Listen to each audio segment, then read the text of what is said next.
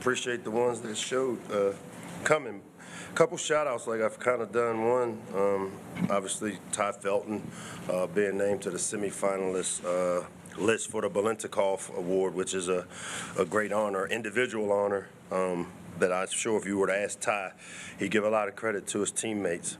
And then secondly, I know this weekend, I think it's A.J. Francis is doing his canned food drive. Sean Merriman did his coat drive a week ago.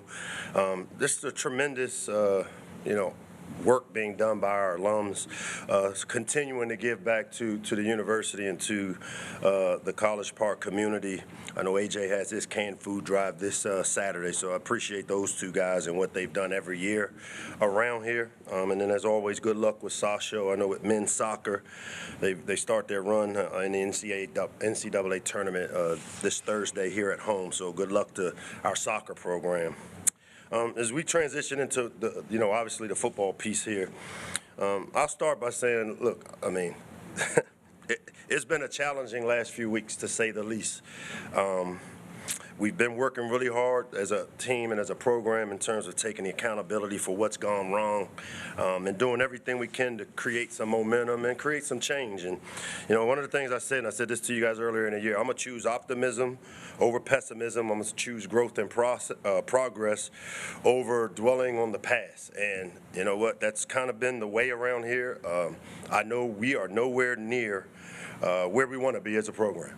When you look at it, just call it what it is. But I still know we are who we want to be. When you look at the character of the team, you look at the way our team continues to show up, continue to fight, continue to practice. So, again, I'll reiterate, we aren't where we want to be, but we're still who we want to be. And I can tell you that there's nobody over in that building that is not willing to continue to put the work in to find a way to finish this thing the right way. And we're a team. We're a team that stays in it till the last seconds on the clock. We fight hard until the end. You don't see us just lay down and quit. And, our head is down, and we're going to continue to focus on progress each and every day. And so, we got a group of seniors that are going to be honored here Saturday on Senior Day. And I want to take this opportunity to thank those young guys and the young men for the work they've put into this program over the last, for some of them, 1-2 years that are transferring in, but for others that have, like a Reuben Hippolyte who's done 6 years here, and, the Ty Feltons of the world that have spent their last 4 or 5 years in this program. And I just can't thank them enough for the work. These guys really put a big foundation that will allow us to get where we want to go. And I can't thank those young men enough that will be honored Saturday. It's a group that's helped define and showcase the vision I have for this program and building the culture. With 3 straight winning seasons heading into this year, they can leave here holding their heads high that they left the Maryland football family in better shape. Even with the tough season that we faced this year. When you talk about Iowa, obviously, a ton of respect for Kirk Ferentz and the job he's done there with the consistency of his program. It's one that, as a young coach, and you look at the way he's built that consistent program there, he does a great job, and their formula has always remained unchanged. I mean, they're going to run the football, they're going to play really good defense and really balanced and everything how they do it. I think they're 6th in scoring offense, 6th in scoring defense, and this is even with injuries. And I know they're battling some injuries at the quarterback position, but again, that ability to line up and know who you are, and they're very comfortable with their way of winning. Is a reflection of Kirk and the job he's done there over the years. We've got a bunch of game captains. We got 3 on here, but I think I did Roman Hemby, I did Glenn Miller, I did Reuben Hippolyte, and Ty Felton are our 4 captains. So we did 4 this week, and this is to honor those 4 guys and have them lead us as they've spent the most time in our program. So with that, I'll open it up to any questions you guys may have. Mike, you mentioned the senior class. What stands out in particular about their growth as leaders, and specifically, this rough patch, how they've been able to kind of steady the locker room? Well, I think the big thing with this group, where their biggest growth has been, is this has been a group of players that have been developed. Again, I say this, and this is not a knock because I think this is a great compliment to our staff and the evaluations of our, the general manager at that time, Gerald Dixon, who came in as one of the first in that role. His ability to evaluate and bring players in like Ty, like Glenn Miller, like Ruben Hippolyte. These are guys that maybe weren't the five-star guys, but obviously what we've seen with Ty being named to the Balintikoff Award, obviously really talented players. And to see players come in and develop is a lot like coming into where we came in and seeing the program get to where the expectation is we're disappointed right now. I take that and I welcome it because we should be disappointed. But I think the biggest area of this group of seniors is to see their development and not just the talk of wanting to build something, but you actually see that they've built it. So to give a vision and then see it built, it's a pretty neat thing, and I think that's what that group has brought to the table for us. Certainly, senior day, huge deal, but the fact that you need to win the next two to get to become bowl eligible, does that magnify the game even more, or how do you look at that? I mean, we one game at a time still. We know we had three one-game seasons. We let one out last Saturday. We got another opportunity against a really good team, and that's the one we focus on. And for our seniors, I mean, I want to lay it on the line and do the best job I can as the guy that's leading the charge to ensure we prepare the right way to give ourselves a chance to win at home. Our last home game in the shell for these guys, again, that's a special moment, and it's one that I'd love to see our guys, this group especially, because of what they've done and what they've meant to us over the last 4 or 5 years. I'd love to see those guys leave here with a great memory of their last time in the shell as a player. Caleb Johnson this season having an incredible year. They're 4-0 in Big Ten play when he rushes for over 100 yards. So what makes him a special back? What is going to make him such a challenge for your defense? Balance and power. I mean, every week we got these running backs. I mean, Oregon's running back this last week, having him number 5 back for Rutgers. I mean, it's the nature of the beast in the Big Ten. And again, he's one of the best, if not the best, in terms of just when he's over 100 yards, they win. So I guess we better do a great job of trying to minimize his ability to get over 100. But his power, his vision, with running backs, it's not always about speed. It's about power, vision, and the ability to make something out of nothing. And this guy is a load and runs behind his pads and will be a physical challenge for us. Conversely, you guys were able to run the ball really well in the first half last week before the game kind of got out of your hands. You've had a chance to check out the tape. What are some of the seeds to success last Saturday that you hope to build off and grow on this week? We took some of the RPOs off. All right, and when you do that, you have to schematically ensure that you have enough people to block people. All right, if you just get into the math, I always say football's a math game. And what we did a week ago with the emphasis of, hey, we need to run the ball because it takes pressure off of our young offensive line. I think we had 7 drives last week where we moved the ball down the field, but we don't come up with enough points. That's not enough production and not enough big plays, which we did have opportunities because there were some big plays that we left on the field. And, I think our team, after yesterday's meeting, all had a chance to see it. We watched the tape together as a team, which we hadn't done all year, and it now gives our defense a chance to see offensively, hey, you know what, we got some guys that didn't make plays, and it gives our offense a chance to see on defense, hey, you know what? So now that leadership, as I said, our defense was a more veteran group going into the season, and now when you do those things, it holds each other accountable to saying, hey, am I doing my job? Because I get held accountable a lot for the job of the leader, which I should. Well, the landscape of college football is changing to where, you know what, players are going to be held accountable as well, and they understand that, and it's part of the lesson that we're teaching as we transition into where we are in college athletics. So, hey, Coach, wanted to ask, I know you talked about Ty a little bit after the Rutgers game, but when the season ultimately ends, I think he'll be at the top or near the top of almost every Maryland record for a receiver. What does this season mean to the program? What does he mean to the program? And what do you think his legacy will ultimately be here? Yeah, I mean, again, Ty is one of my favorite, and he has been for even before he caught the ball. And I think had this year, this breakout year, and I think Ty will attest to, over the years. And I've been Ty's probably next to his mom, who is a huge cheerleader. I've been probably his biggest cheerleader, other than mom, because I always thought I thought Ty had that in him. Probably more than he thought of himself, and we've worked really hard with Ty on the mental piece of sports performance. I put him in that category of like a Jacorian Bennett. Really talented players that somehow, some way, we got to get them out of their own head. And so for me, it's so rewarding to see Ty be able to have this type of year. He's a guy I said a year ago, and again, this is not the pillow talk, but a year ago he had a chance to leave here. But here's what I respect about Ty, and this is why the relationship is really strong, because he remembered when he lost a bunch of people when he had his injury in high school, that a lot of people didn't stick with him. And to see young kids that have that type of loyalty and remember, you know what, you did have my back, Maryland football, when nobody else did. And when he had a chance to leave, because people saw his potential at the end of last year, he stuck it out. He stuck it out with a quarterback. We lost Talia Tungavaloa, the all-time leading passer. He trusted me that we'll have somebody and develop somebody. And so for that's where that relationship is really special for me. And I hope Ty's legacy lives, like guys like Torrey Smith and Stephon Diggs and Rakim Jarrett and all these greats that have played here over the years. And he's one of those guys. For sure. And Ty's like a guy you talked about, kind of progressed his whole career. Roman, on the other hand, his best season came in his sophomore year, and kind of his, production at least has gone down. You're going to the negative side.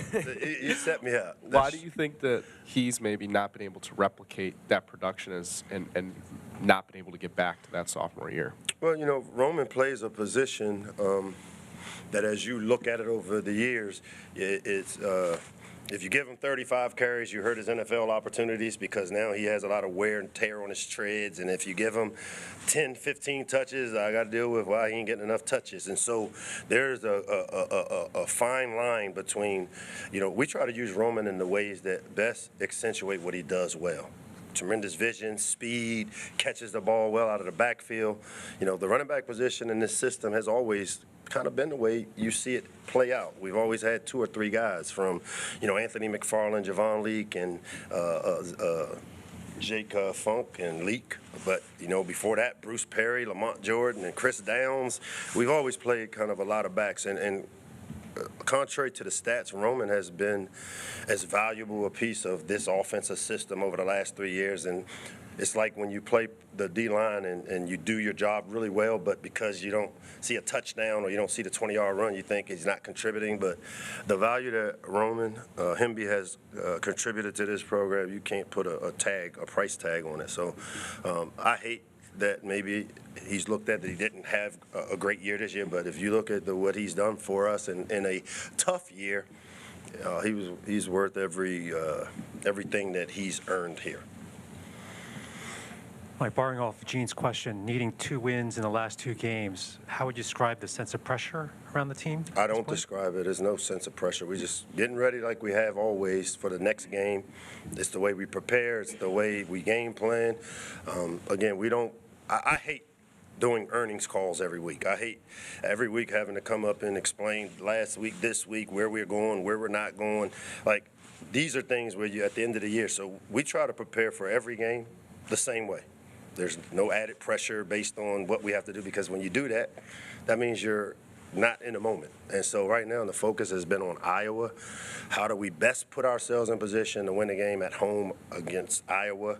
The last 2, the 6, and even get the 6. I mean, we do understand that. I mean, I have to acknowledge that piece. But the emphasis has not been on we got to get these next 2. It's about Iowa.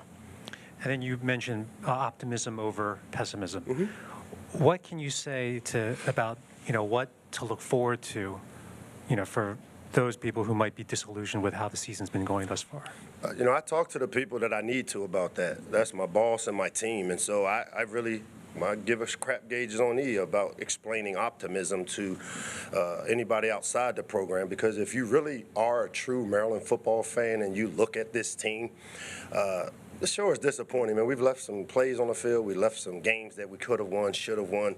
That's happening all around college football. And so what I will say is that the kids in the program, the way they play and the way they prepare and the way that they have recruited, and, we're still having a great year in recruiting. I mean, nobody's falling off the wagon based on this year, because you know what? We speak very authentic and honestly about where we are.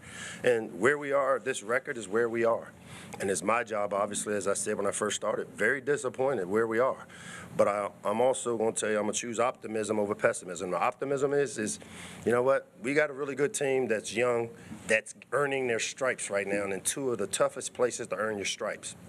We got a great quarterback that's coming back to play another year that's one of the top in the country.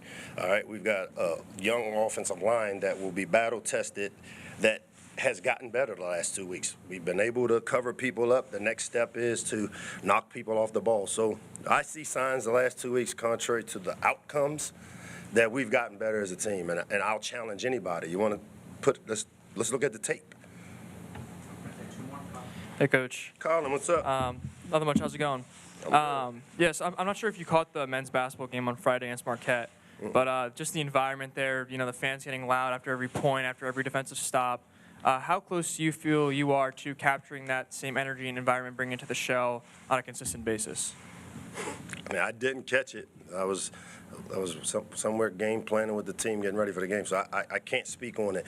How close are we to having that type of environment? I mean, I really enjoyed this season here in the Shell, the way our fans and the students and have supported us even through a tough year. I mean, they've shown up, and so again, we don't get into, that's not my job to figure out how to get people to come. I've tried to put a product out on the field. We have tried to show that we've got a really good team now. The record doesn't always reflect it yet, but I feel really comfortable that as we continue to bring in the right kind of players and we continue to build this program to the championship level that I envision and intend to do, I think you'll see them come like they have over at Xfinity. Coach, I know you can't talk about. I can't hear you, Sam. I know you can't talk about recruits until they sign their letter of intent, but I want to ask you, with a particular player in mind, how hard is it to start as a freshman at quarterback, and what type of skill set would that require? How hard is it to start as a freshman? Well, let's see. Jalen Hurts was a true freshman. He started.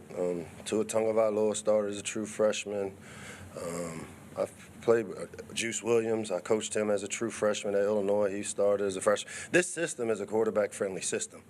But the good thing is that, you know what, we've played true freshmen and we've played returning starters at the position. And the one good thing is they're all going to get coached, and they're going to get coached and developed like we've shown in this system. And so I'm excited about Billy returning in a system for a second starting season, possibly. I'm excited for the unknown people that you referenced to be here. I'm excited to be able to add a bunch of pieces. If you really want to know, that's the optimism I have. If you want to write that in your column, that's the optimism I have, is that, you know what, we've built and designed a structure and strategies that have allowed us to grow this program. Thank you, Coach. Thanks, guys. We have Pat Felton ready, so stay seated. He's going to come up.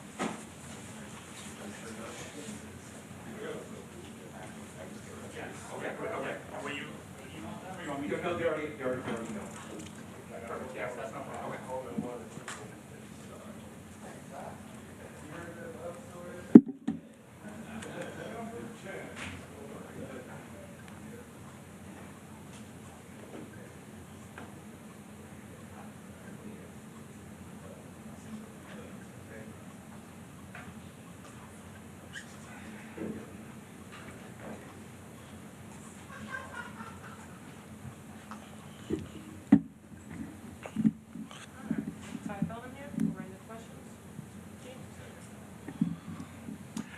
Ty, you set the receptions record. You have a chance to set the receiving record this season. Just what has the season meant to you, and particularly going into senior day here? Just, can you kind of give us perspective on your 4 years here? Yeah, 100%.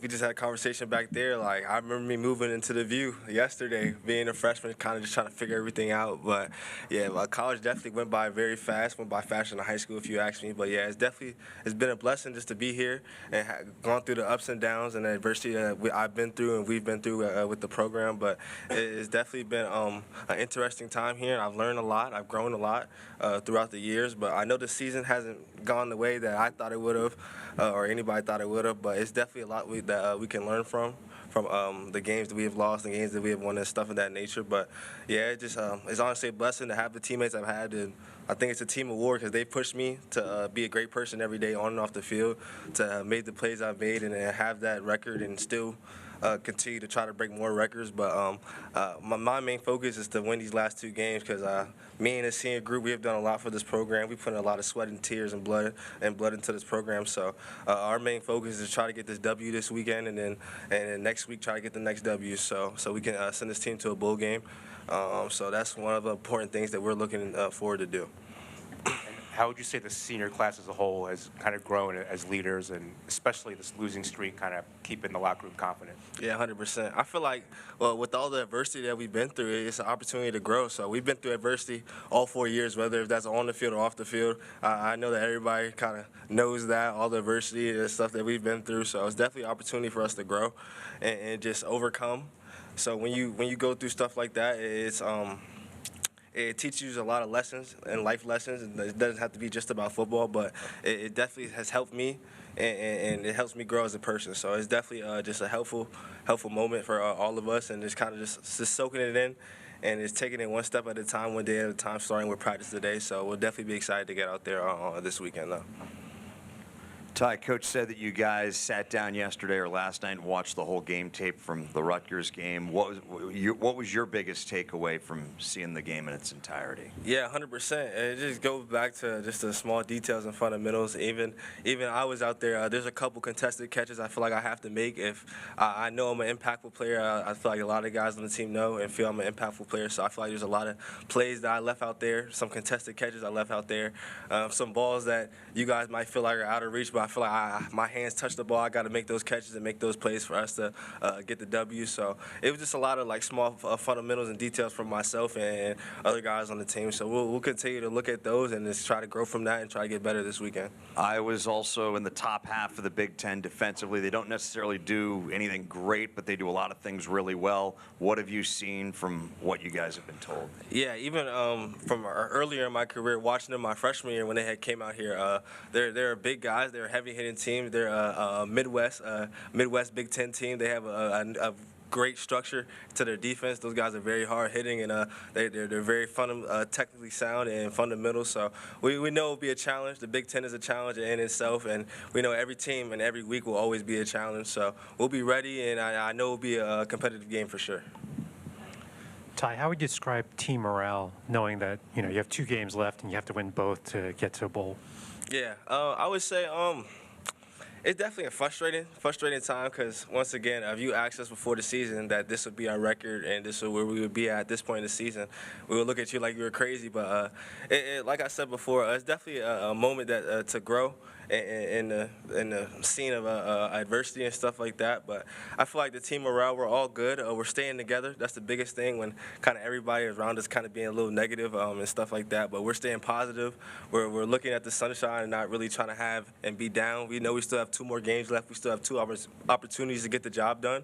So as long as we have 2 opportunities to get the job done, we're going to keep on fighting and keep trying hard every week until that time is up. So I know we'll be ready coming on Saturday, and we'll try to clean up from all the mistakes that we've made this season and last week. When fans are kind of disillusioned with how the season has turned out, is there anything you can say to them to remain encouraged and to stick with the program? Yeah, 100%. I think it's just believing, just continue to believe. because we put a lot of hard work, a lot of hours, a lot of time into this. This is our livelihood. One day, I know that I hope so that football will be my job, my career. So I know a lot of my teammates, a lot of the coaches, they spend hours from morning time all the way to sun up to sundown and stuff like that, just putting in a lot of time. So this is what we do. We do this sun up to sundown, and we just love this. This is our job. So we just hope that everybody keeps believing in us because all the hard work that we put in, and hopefully it will pan out these last 2 games because we're going to continue to work hard and practice Monday through Friday. So we'll continue to watch film and get better and just grow in the scene of adversity. So we'll be fine. Hey, Ty, wanted to ask you, you've progressed throughout your entire career, just like all 4 years gotten better and stats have improved, but that's not always the case. I wanted to get from a player's perspective, how much do you think fans expect progression to be like linear versus like the reality of it? Like one season you could be really good and then your production wanes and then goes back up. Like how does that work per se?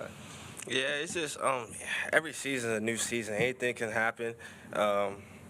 It's just even during the season, every week's a new season. So it's just a matter of being detailed and just focusing on and practicing hard and doing stuff of that nature every day throughout the week, and then being ready when your opportunity comes on Saturday, whether it's making that catch or making that tackle or making that field goal or just whatever it is. So it's about just being in a moment, and then when you have your moment, just making those plays and stuff like that. So it's just every season's a new season. Every game's a season in itself. So anything can happen, no matter what it is. So.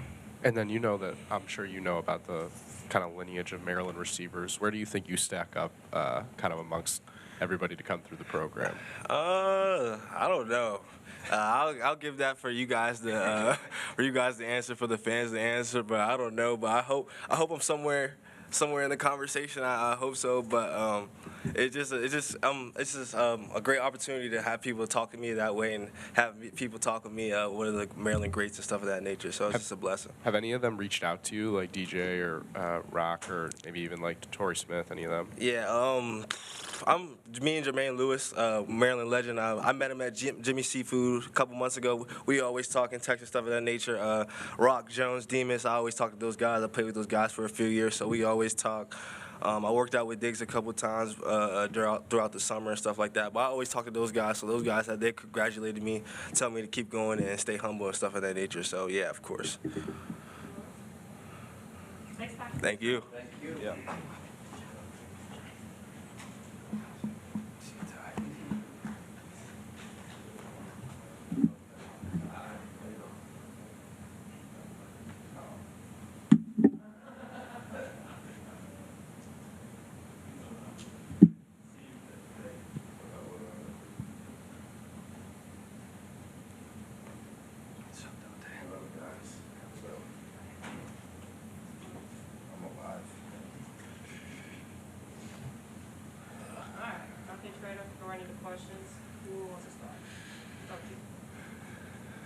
Dante, when we talk about Ty and, you know, the records he's setting, have you seen him kind of grow as a player, as a person through 4 years here? Man, we kind of came into the same situation. I talked to him. It was funny. Like, we always chalk it up about how far we came. Anytime when we're down and, you know, after certain losses, like, look, bro, like, look how far and what we accomplished to even get here.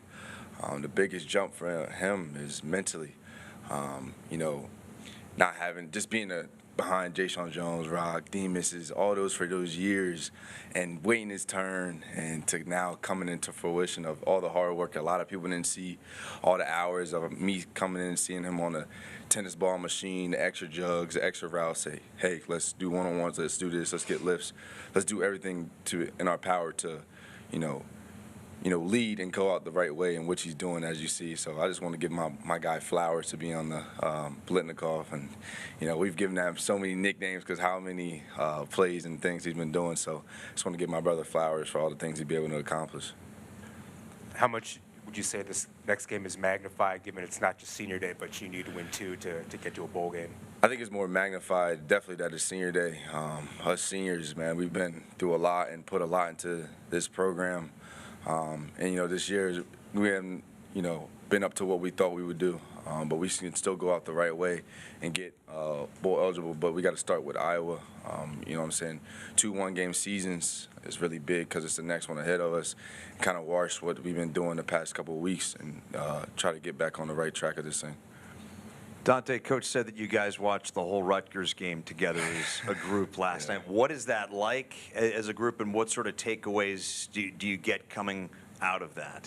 You know, we go over each play, and offense and defense and special team get to see people being accountable and, one, how close and, you know, if it's you think it's a good play, but you got 6 guys standing up saying, oh, I could have done this, I could have done better. It's that accountability. You know, I was up a couple of times. It's like, even if the plays weren't near me, it's like, he's like, why are you standing up, Trader? It's like, oh, I could have did this and could have done this, and outcome of the game. Just that accountability. And, you know, we're already tough on ourselves. So doing it in front of 120 guys is even more of like, dang, like, if he can do it, Locks can do it, coaches can do it. It was a whole, everybody's just holding it accountable for what they do. As you know, like, we don't just go and just not watch the stuff and not learn from it. So just everybody going up in front of everybody and showing that, hey, like, we're close, but we got a lot of things to work on each and every week because this game is not perfect, even though we preach to be perfect, you know what I'm saying? So. Caleb Johnson leads the Big Ten in rushing. What makes him special? How does he compare to some of the other backs you guys have faced? Yeah, he gets the accolades and the notoriety, but the front allows him to eat, you know, and he'll probably say the same thing if you would ask him. But he's a great back, not to take away from anything, but the front allows him to get the yards and the extra things that he's getting. But he's a really special back, runs hard, runs behind his pads, good stature, confident back. So we got to be ready and have our P's and Q's. It's going to be a long game. We just have to go after him. Yeah, about that offensive line, it's like they keep the corn industry, you know, alive single-handedly. What's it like going up against some of those big boys? You know they're going to come off the ball really hard. They know what they're good at. The coaches know what they're good at. A lot of movement up front because, you know, they're going to line up and to show you they're going to run the ball at you 40, 50 times a game and tell you to stop it. That's what makes them special. Like, you know, they band together and, you know, they're all the same kind of stature and grit. So it's gonna be a fun competition. Hey Dante, how do you balance, like, as a senior, you guys like you, Roman, Ty, the frustration of this last season, but also kind of, you know, wanting to appreciate what's happening in front of you and looking back on all the years you spent here? What's kind of the emotion mix there? Like you just said, like, the balance is hard, man. You know, we're really hard on ourselves, more than like we'll show and tell, because it's like we put a lot of it on us. We're young in certain areas and more plays. It's like, okay, if we're young here, I need to step up and make more plays and make less mistakes. And, you know, going in that game and Rutgers, there was a couple things I was like, dang, like I could have done this or done that, and, you know, it just sucks. Being here where we are right now and having to be in this position to be, like I said, desperate for them wins to get bowl eligible. But also still taking a step back and, hey, man, it's been a long career. We're trying to leave it better than what we came in the hands of, and just preach to the young guys, man, like, however we finish, take the lessons. This program's gonna be better from this year. Like, you know, success leaves clues, but failure does too, because like I said against Oregon, like, I didn't think we'll be in this position. So, you know, each week we try to change things and look how we can be better and held accountable. Like, you know, especially for my room, who have inexperience, I try to take the blunt of the criticism and try to just coach every week and just, you know, give them what, you know, I think they need to go to be better the next year and the next year after that. Just, you know, keep doing this. Like, look, guys, like, you know, we're in this position, but you can always get out of it. And then, you know, for you as a player, just explain to me kind of the disillusion, I guess, with thinking that every year you're going to get better, every year you're going to have a statistically better season.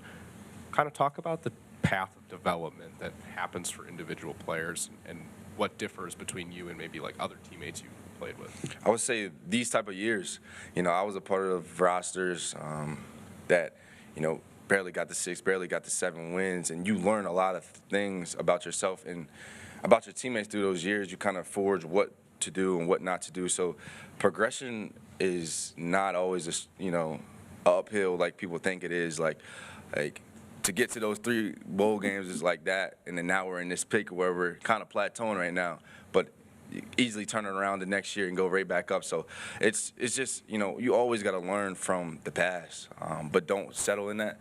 So you take whatever fails in success and just kind of note them and try to grow from every experience you've ever been through. And like I said, I preached to the young guys. I said, don't feel like this, like how I felt going like this year. Y'all guys put a lot of effort and strain into this like I did, but, leave it better than what we did. Learn from our mistakes. Learn from me. Learn from what I did. Learn from what I said. Learn from everything I've told you. So it's kind of that and how you progress. Hey, Dante. Iowa and Penn State, some of the best offenses in the Big Ten. What do you guys have to do differently on the defensive side of the ball to kind of make sure you pick up those last 2 wins for bowl eligibility? I'm going to be real with you. Doing different is not – we just got to get 11 guys to do their job at, every given play. When, as you see the first couple drives, like we had a lot of high execution rate. And as the game wore down, we lacked the execution and focus.